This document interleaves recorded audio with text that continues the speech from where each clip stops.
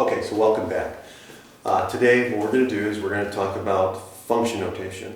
Okay, so again, this is going to be another short video, but just to introduce you to the nomenclature and how to look at functions, because we're going to be dealing with a lot of functions, and so we're going to want to be able to notate a function, because again, not all relations that we're going to use are functions. So we want to be able to use a special notation to denote a function. Okay, and so this is used quite a bit.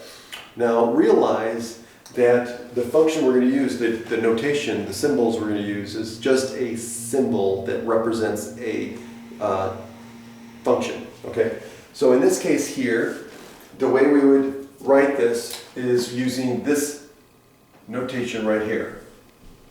Okay, so we use f, and then in parentheses we use x. Now, this is not multiplication. Okay, so I want to say that right off the bat. This does not represent f times x. That is wrong. Okay, this is a symbol. This is a way of denoting a function. Okay, and the way we read this is f of x. Okay, so f of x, or we could say f at x. Okay, so in other words, we want to know, hey, what's the value of the function at x? Okay, so whatever I stick in here gets stuck in here for x.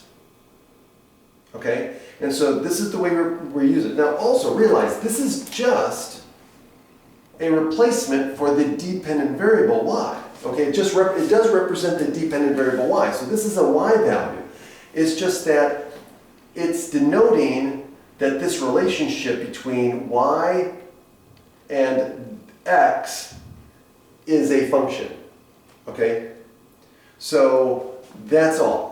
So this is still a y value, but we're denoting this as a function using this symbol. So again, this is f of x, or we can say f at x to do that. Now this is the rule, okay, of the function, or what we call the defining expression of the function.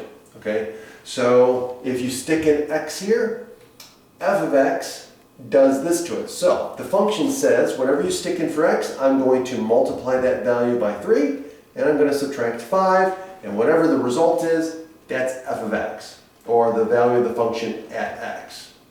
Okay, so for example, yeah, you can write it this way, where I just don't put anything in here. That means that wherever there's an x, I'm going to put a parentheses. So now, that means, remember going back to the machine definition of a function, that visual, is that, hey, whatever I stick in here also has to go in here.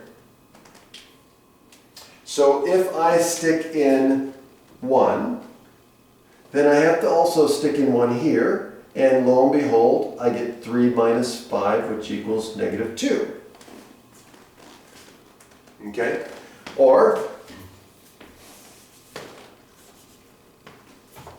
if I stick in negative 2 in here, then negative 2 has to replace x, and so now this becomes negative 6 minus 5, which equals negative 11. Okay? So f of x, f at negative 2 is equal to negative 11, or f of negative 2 is equal to negative 11. Okay? So again, y, in this case, x equals negative 2, and y, which equals f of x, equals negative 11. And that's it. And so that's the function notation that we're going to use from this point forward for all functions.